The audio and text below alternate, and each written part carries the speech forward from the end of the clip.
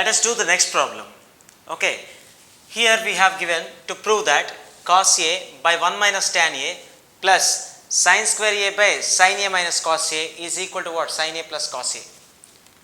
Okay, before proving that we need to take LHS part. Just start with LHS part here. Cos A by 1 minus tan A plus sin square A by sin A minus cos A. This is what LHS part we took. Now what we have to do? Simple. Convert this tan A in terms of sin A cos A. And before converting, let me do one more thing. Here from denominator you take common minus symbol. Okay, if you take common minus symbol from this denominator, what happens? Cos A by minus we took common. When we take minus common from all the terms, the symbols of the terms will be changed. Signs of every term will be changed. We took minus in common, so therefore tan A becomes plus, minus tan A becomes plus tan A, plus 1 becomes minus, plus sin square A by sin A minus cos A, right? We took like this. Now do one thing here, this minus can be attached to numerator part, understood?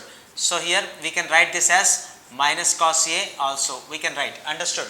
This minus symbol of denominator can be attached to numerator.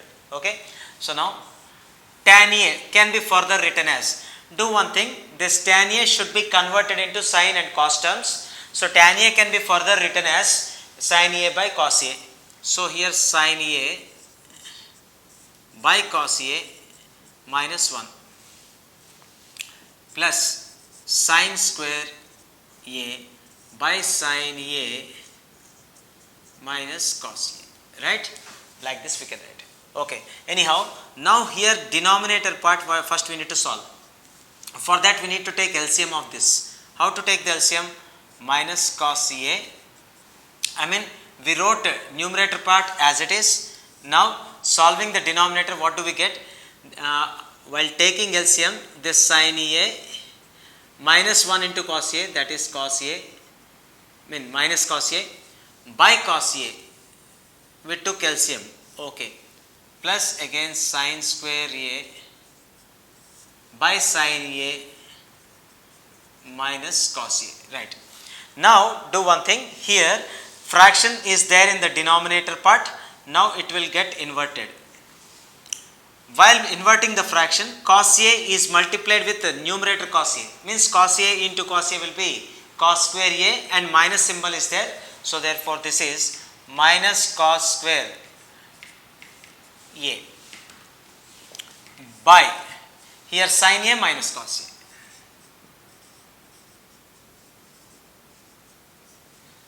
Plus sin square A by sin A minus cos A, right?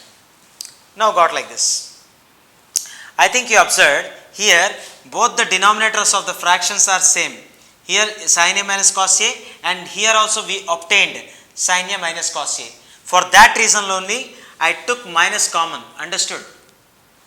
Why I took minus in common? To obtain sin A minus cos A in both the denominator parts, understood? So anyways, so now as the denominator is common for these two fractions, we can write the common denominator, means we don't need to take the LCM.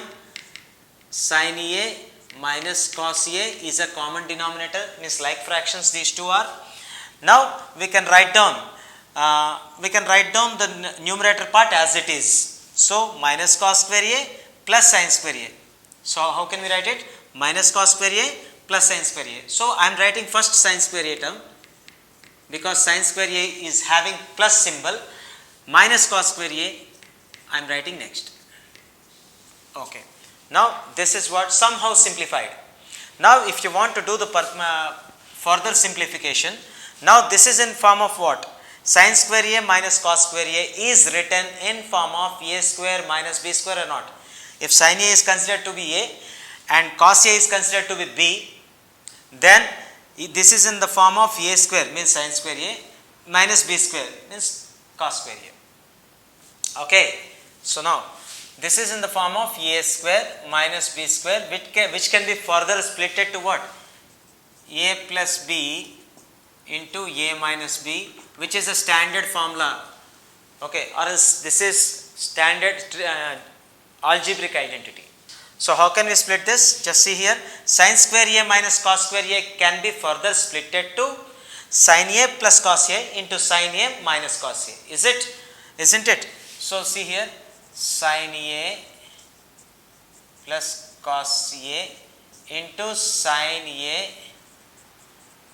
minus cos A by, means this is sin square A minus cos square A can be written like this using A square minus B square formula.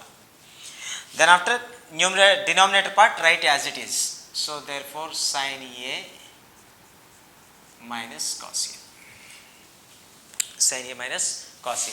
Just see here, sin A minus cos A is a common factor in both numerator and denominator part, so we can cut down that.